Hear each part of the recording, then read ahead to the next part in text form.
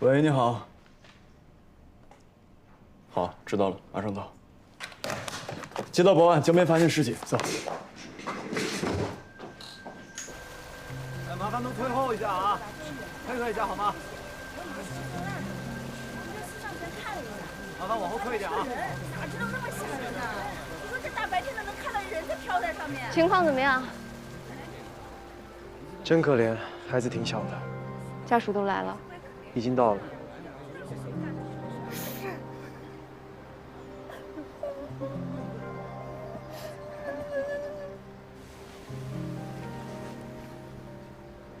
小清华，你认识他？他是我在医院做义工的时候接触的第一个病人。我还记得3年前他刚刚做完脑瘤手术醒来。甜吗？是不是很甜？安然，这个案子你可以选择回避。不，我想亲自参与尸检。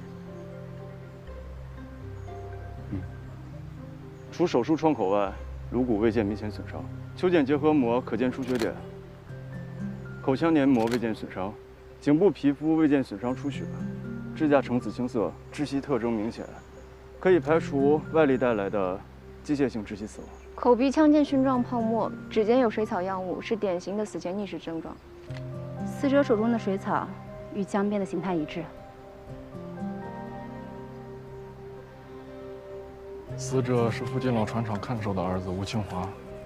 吴清华和他父母平时就住在船厂里，有时候去河对岸来买东西、钓钓鱼。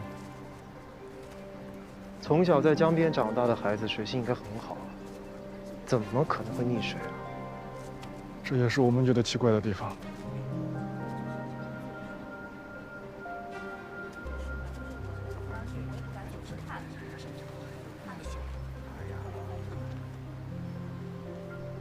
你好，我们可以去小清华住的地方看一下吗？我想留这儿陪着儿子。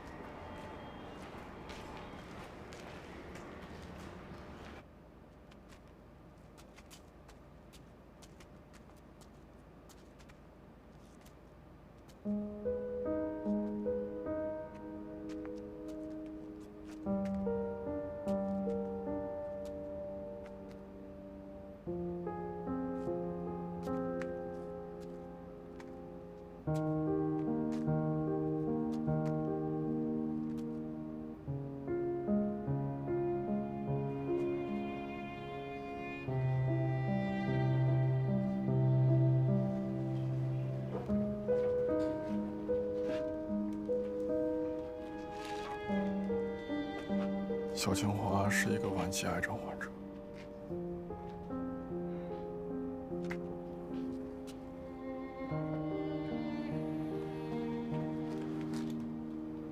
抱歉啊，打扰了。没关系，孩子都没了，打不打扰还有什么用啊？您是什么时候发现您的孩子不见的？早上起来尿急，我醒来的时候就发现不见了，我以为他去厕所了呢，结果等了半天也没回来，然后我们就沿着江边找，也没找到。那您是什么时候发现孩子的尸体的？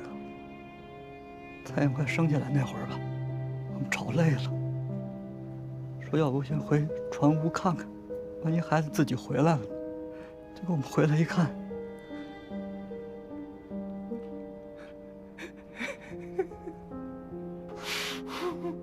小清华，儿子，小清华，儿子。就在这时候，我们发现江边上飘着一个人，那件衣服是我们俩前2天刚给他买的，他那天第一次上身。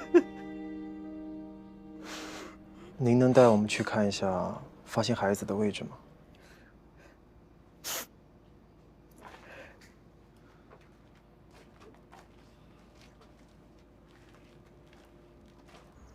看这里。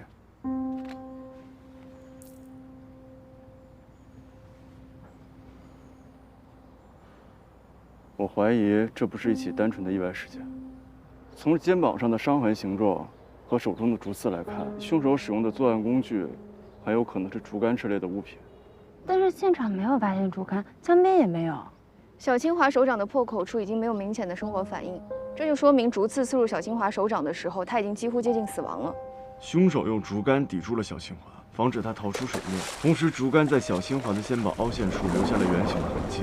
这个时候，小清华挣扎抓住了竹竿，竹刺刺入了他的手掌，给我们留下了有效的证据。我们现在要找到这根竹竿来证明我们的推断。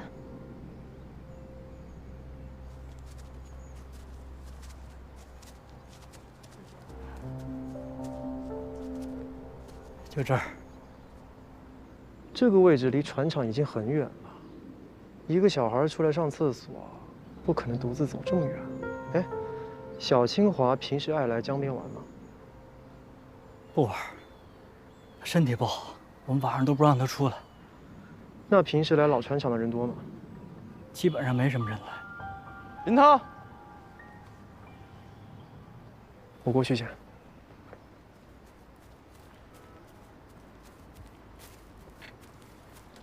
需要把尸体送回去。我们怀疑这不是意外，还要做进一步尸检。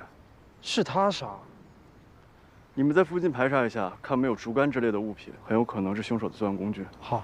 黄欢，彪哥到了吗？通知了，在路上了。我们需要人手的。警官，要把我儿子给运哪儿去？哎，吴哥，你还记得我吗？我是安然。安医生，安医生，我们家小清华没了，安医生。安医生，小清华活着的时候一直念叨您，说想您，让我们带他去看您。可是没想到啊，对了，小安大夫，这要把我儿子给运哪儿去？我们现在怀疑小清华的死不是意外，所以我们把尸体运回去做进一步尸检。这怎么能不是意外呢？不是意外是什么呀？我们家小清华这么乖，全院的医护人员都喜欢他，谁忍心下这个手啊？啊！凶手再狡猾，也会天网恢恢，这个您不用担心。小清华呀！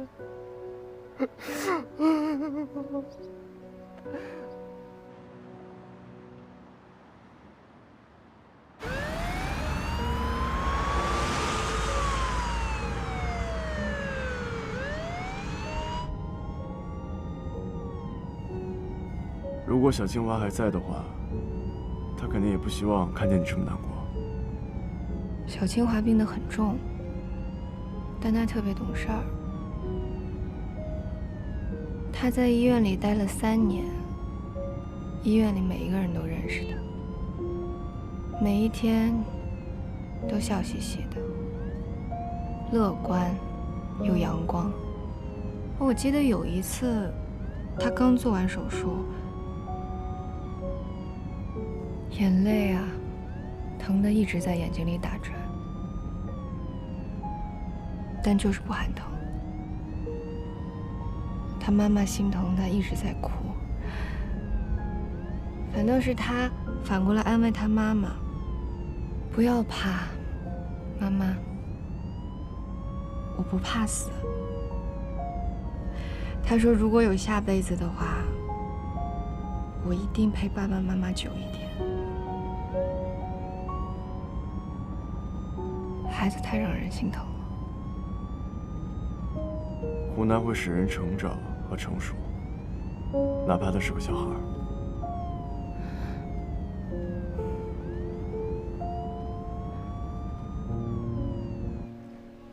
吴清华，今年8岁，龙帆市第1人民医院脑外科脑癌患者。5岁的时候做过肿瘤切换手术，今年复发。前不久刚刚做了第1次的化疗，之后呢，在家休养，准备做第2次的治疗。今天早上7点，他的父母在江边发现了他的尸体。由于这个老船厂啊废弃了很多年了，江岸这一侧相对来说比较荒凉，唯一的有几个监控都在道路的另一侧，没什么线索。社会关系呢？近3年，小清华一直在医院里面接受治疗。除了自己的父母之外，接触到的人也就是一些医护人员和病友。那这线索就很少啊。林涛，哎，你去趟医院，做一个补充走访。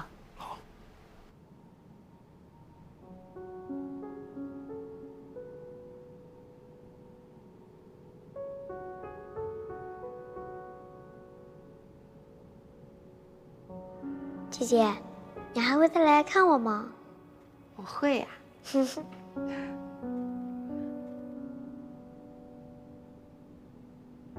小清华的死亡时间是今天凌晨2点左右。我们准备开炉吧。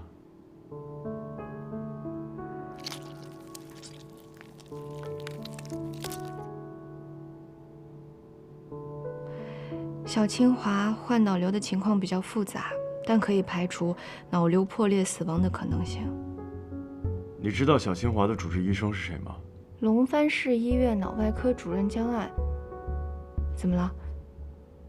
小清华的脑瘤会跟这个案件有关系吗？小清华的身体情况、预期寿命，他身上的任何一个细节，都很有可能成为我们的侦查方向和线索。行，那我去一下脑外科吧。 小清华真的是我见过最坚强的孩子，他那么顽强，和死神搏斗了那么多年，最终却死于人祸。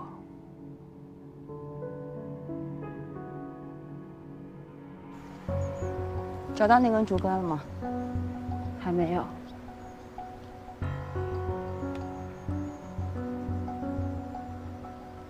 扩大搜索范围，不要漏掉任何的疑点。收到了。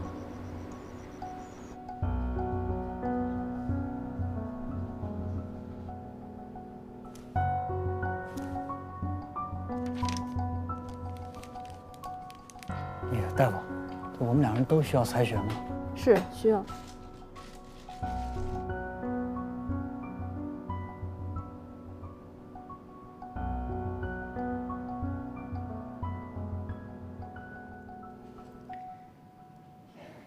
走吧，媳妇儿，咱先回家吧。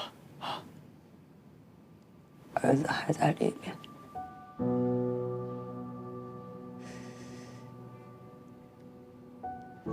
我儿子家里空荡荡的，我不敢回。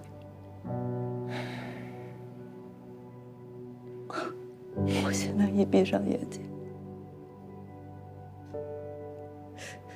是儿子在看着我。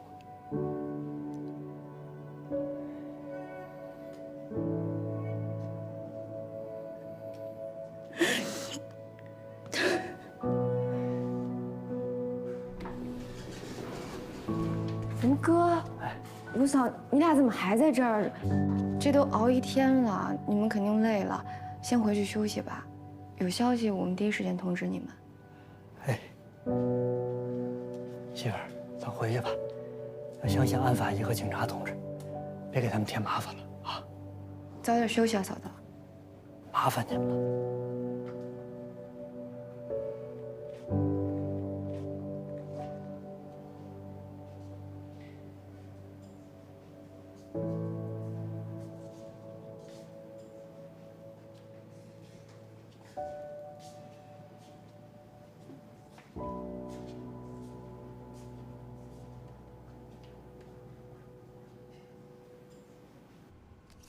小清华很瘦，而且胳膊上有很多针孔。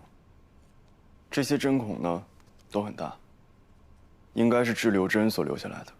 还有，他的口腔黏膜有溃疡的症状，我觉得应该是化疗的副作用。总而言之呢，小清华生前，他的身体情况非常差。一个身体虚弱、和绝症对抗了3年的孩子。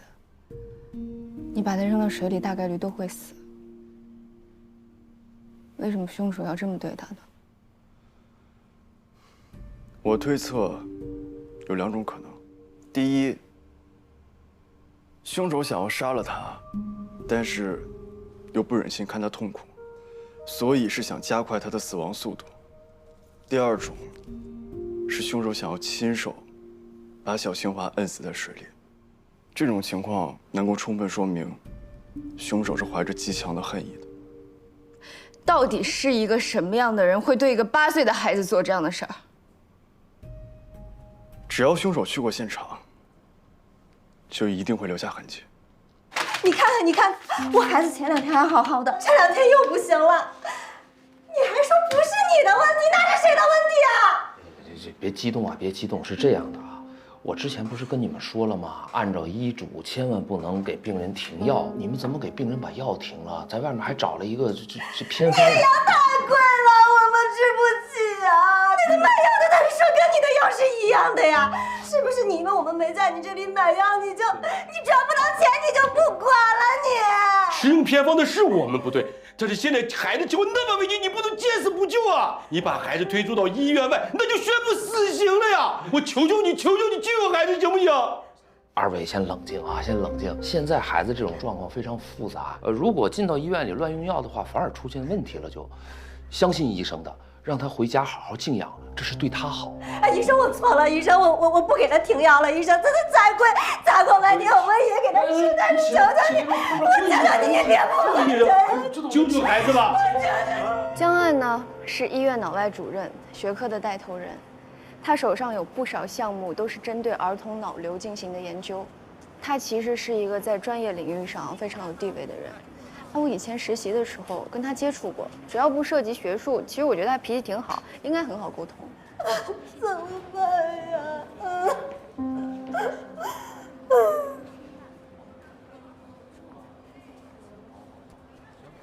好心疼江医生啊，这一天把他累成那样了。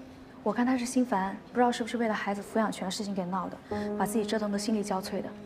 就是，有一天深更半夜的，在楼道里碰到江医生，脸色憔悴，吓了我一跳。哎，是谁在那？我们医院下班了。我是江岸。啊，是江医生啊，您早点回去休息啊。江医生你好，我们是市刑警队的。警察同志找我有什么事儿吗？我们这次来找您呢，就是想了解一下您的病人小清华的情况。哦，请坐，请坐啊。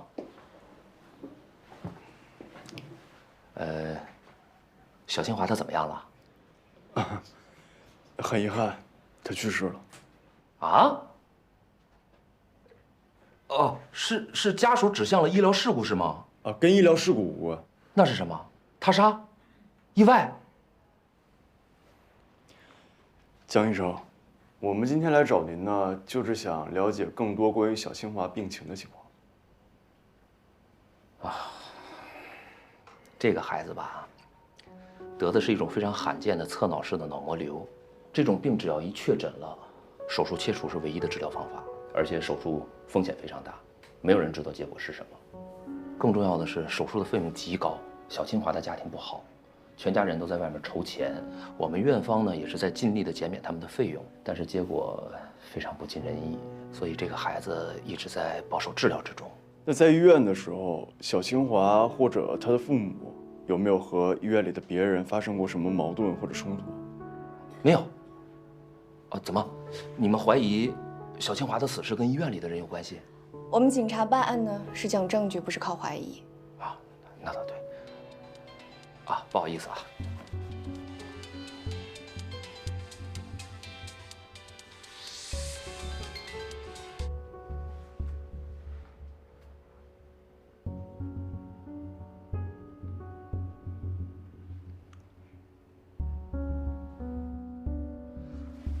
警察同志，你们刚才也看到了，这个楼道里面还有很多的病人在等着我呢。如果你们想再向我询问其他事情的话，请提前预约，我给你们留时间，好吧？请。再见。再见。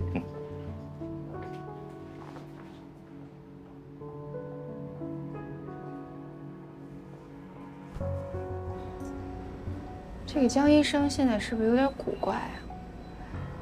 我记得他以前对人很友善，对病人也负责任，他照顾了小清华这么多年，按理来说，小清华应该是他感情最深的病患。可当他听到小清华死了之后，第一反应居然不是悲伤，而是问是不是他杀。那是什么？他杀？意外？他把概率最小的他杀放在了前面。有问题，走回去。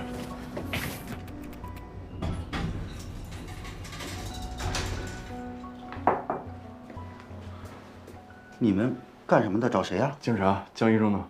哦，他刚才请假出去了。哎呀，他最近也不知道怎么了，总请假。我这一个星期都替他顶3次班的。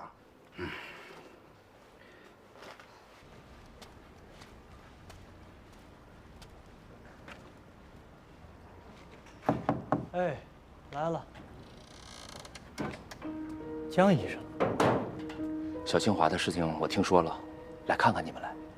哦，江医生，您往里请。哎。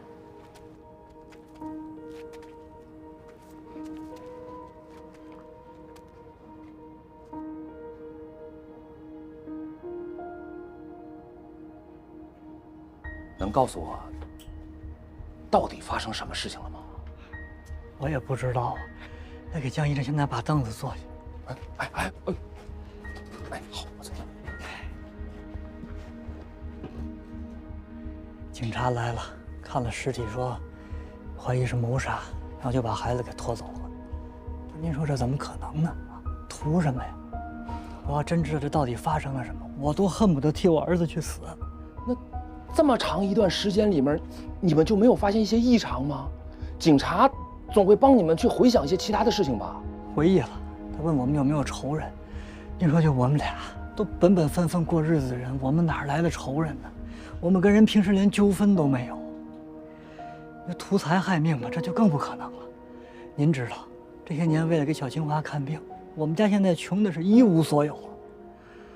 哎，那也就是说，你们也没什么线索是吗？没线索，哪有什么线索呀？哎，您这么一说，倒提醒我，1个多礼拜之前吧，小清华在医院跟我说，他总感觉后边有人偷偷跟着他，弄得他后背发凉。您说这算不算线索呀？这个你跟警察说了吗？没有，这是您来，我这才刚想起来。我应该给林警官他们打个电话说一声。别，老吴，坐，老吴，你别着急啊。我要跟你说，有的时候小孩子说的话，这不能信。那万一指错了这个探案的方向，那就出大事了，对不对啊？人死呢不能复生，这种调查线索的事情，咱们就交给警察去做。你们2口子就好好的在家待着，等警察的答案出来。我说的对不对啊？对，我给您倒杯水。是，江医生，您说的对，别再给警察同志们添麻烦了。没错。下午呢，我还有个手术，我就先回去了。你喝杯水再走呗。不了啊！这样，以后呢，我有时间就会来常看你们来，啊。以后你们2口子有什么事儿，随时跟我说。谢谢您，江医生。那我走了。江医生，慢走啊！好，别送了。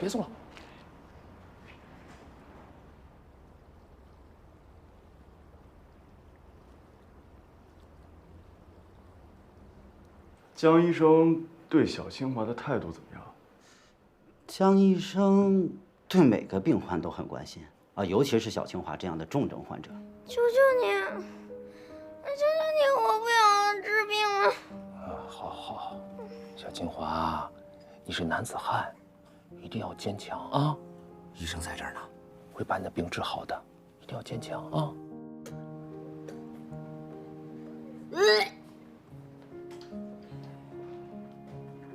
这么小的孩子遭这么大罪啊，看着怪可怜的。是啊，成年人也遭受不了这么大的罪，这一撑还3年。如果他是我的孩子，我绝对不会让他受这苦的。我会选择让他舒舒服服的度完自己最后的日子，开开心心的离开这个世界。这么说的话，江医生其实并不推荐小清华父母继续治疗。但选择权最终还是在家长。所以他的父母还是选择了继续治疗。是的。那江医生对他父母这样的做法是什么样的态度？江医生之前问过我们，给病人治病究竟是尊重家属的意愿更重要，还是尊重病人的意愿更重要？如果治疗变成苟延残喘，变成一种对病人人格和尊严的折磨，那我们当医生的这一切努力还有意义吗？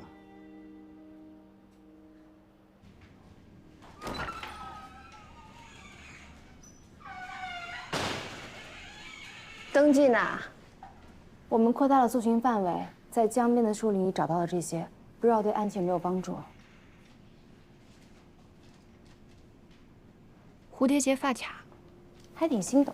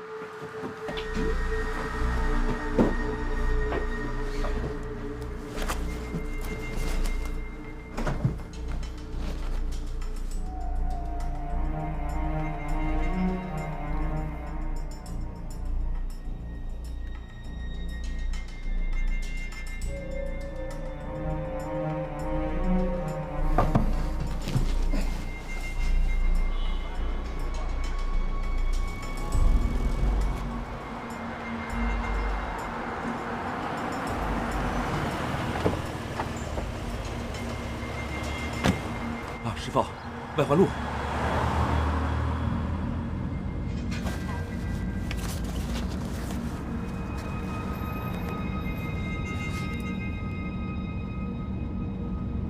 师傅，帮我把窗户开一下，我透透气。谢谢啊。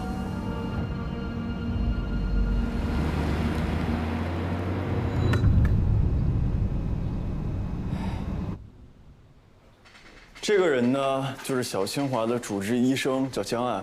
我们今天对他进行了走访，可结束之后呢，他立刻就与医院请假消失了，监控没有拍下他的行程，他的手机也关机了，并且没有回到家中。这个江岸啊，在1周前开始频繁请假，行踪诡秘，没人知道他在忙什么，而且他还低价出售了自己的私家车，把自己的存款全部都提现了。那要这么看的话，这人是有点问题。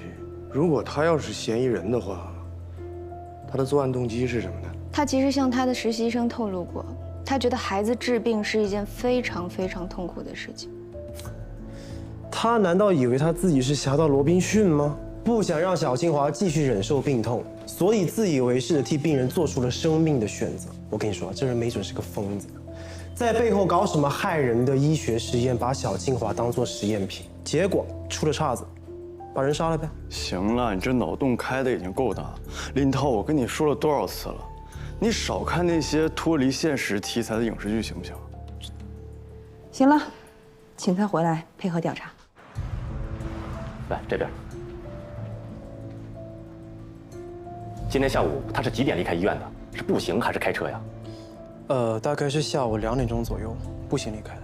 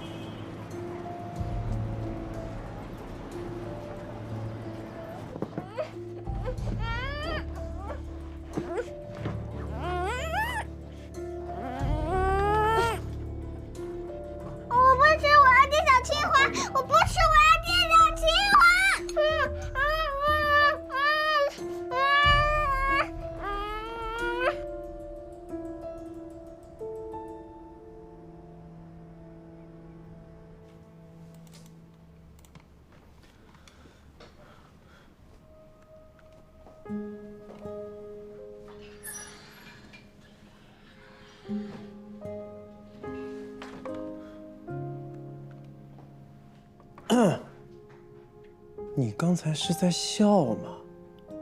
还是我眼花了？你眼花了？我就说嘛，你哪会笑啊？肯定是我盯监控盯久眼花了。你那边进展怎么样？刚完成汇总，要找到线索还需要点时间，不跟你们多说了啊。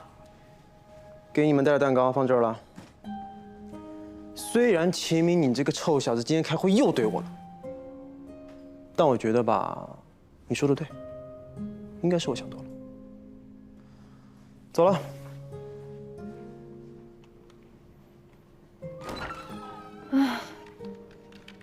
我已经把江岸身边的同事、朋友电话都打通，没有人能联系得上他。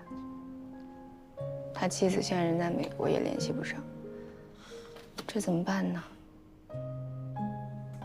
没关系，你累了吧？要不先回去休息吧。我没事儿。你那边还有多久？我快了。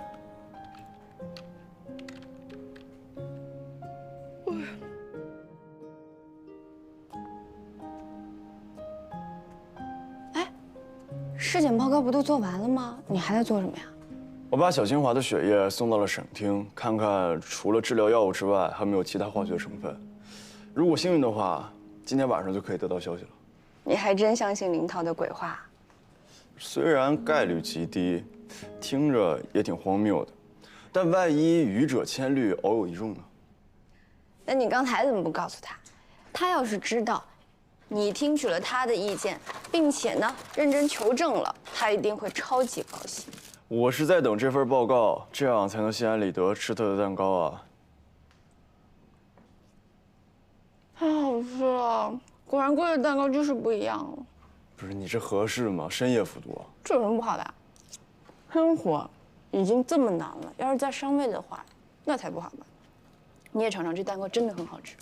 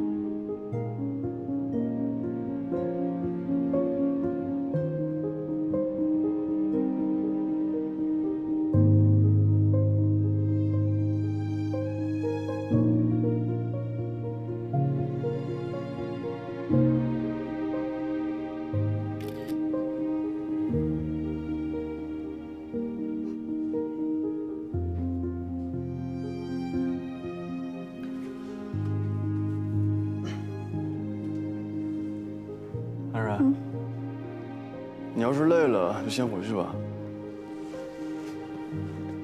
资料做完了。已经发给李队了。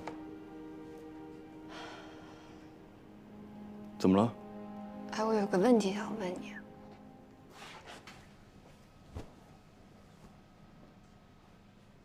你后悔做法医吗？不后悔。就算看过这么多善恶，看过这么多残酷的真相，你也不后悔？你怎么突然问这个问题啊？我不知道，可能是小清华的事情让我觉得特别无力。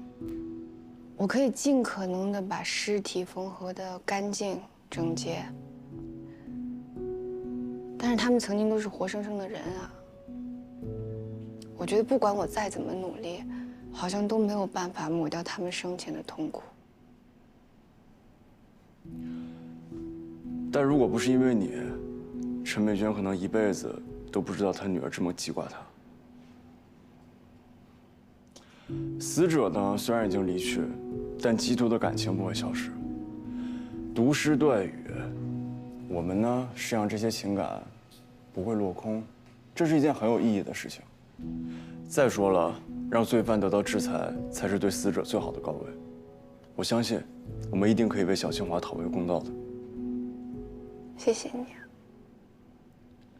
安然，其实我觉得你真的挺棒的。怎么突然会夸我啦？哎，你以后多夸夸我吧，你天天夸我。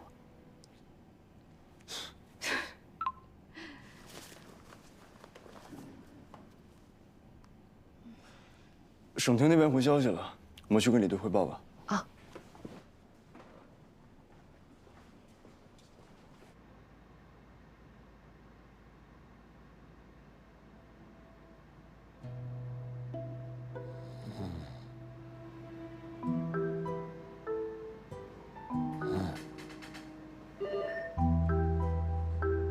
哎，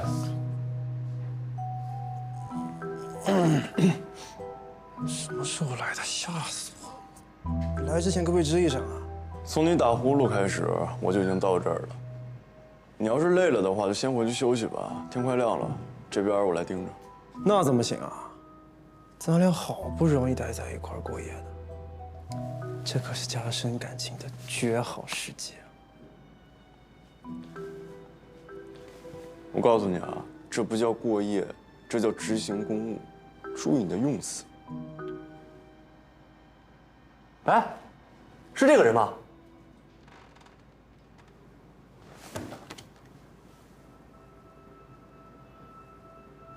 应该是。监控里的人的鼻骨曲线和江岸相匹配，应该就是他。看啊，他先是从医院的小路进入船厂，然后又从船厂的另一头离开，所以我们一开始调查医院的出入口就没找到他。但他为什么要去船厂啊？难道是为了去找小清华的父母打探消息？有这个可能。继续追踪这辆车的路线，辛苦了。好。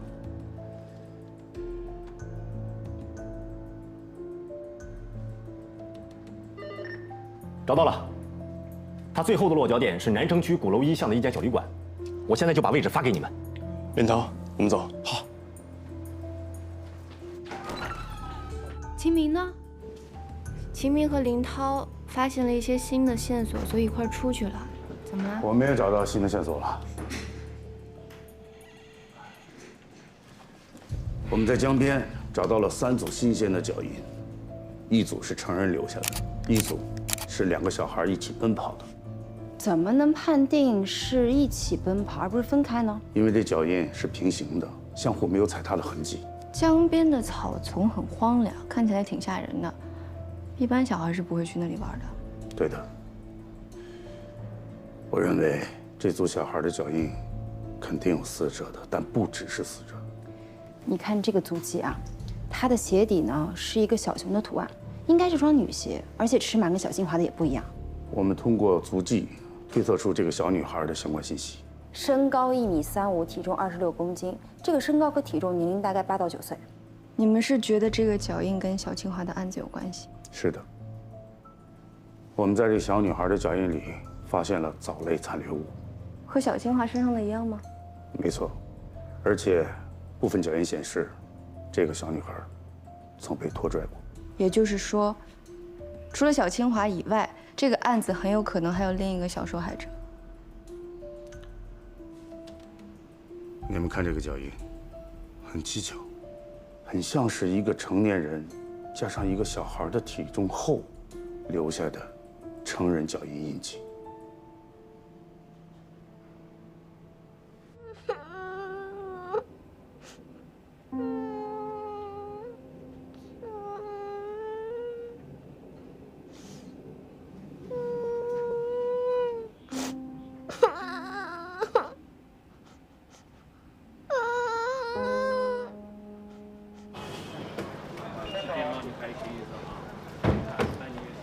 这条巷子里面窄，车开不进去，我们走进去吧。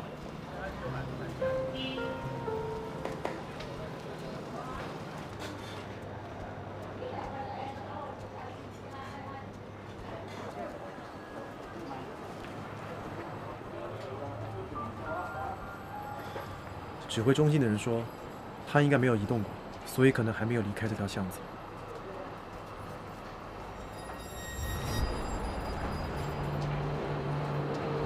交案，站住！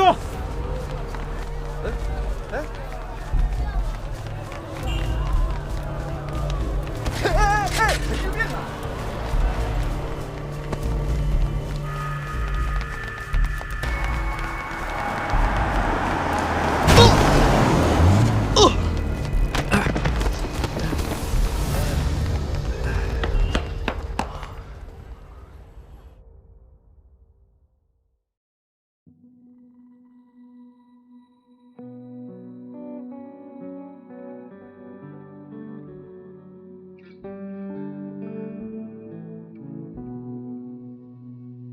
见了线的木偶，是谁在控制？明灭恍惚的烛火，在责问我。恐惧像无尽深渊，藏匿着什么？颠倒了爱与恶，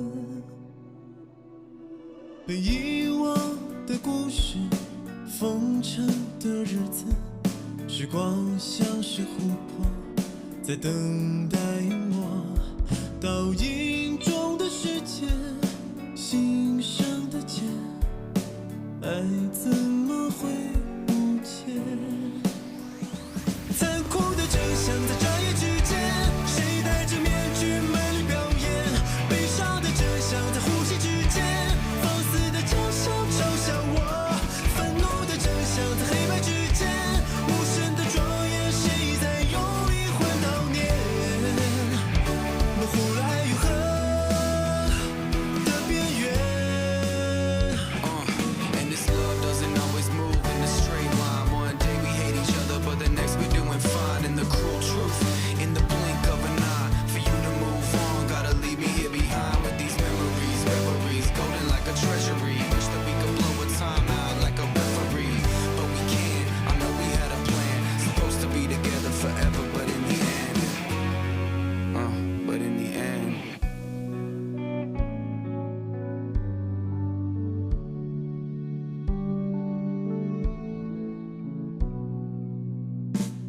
前进的航线是谁在控制？已经模糊的曲直在追问我，这生锈的钥匙锁上了什么？看不清爱与恨，对与错的公式，回应无休止。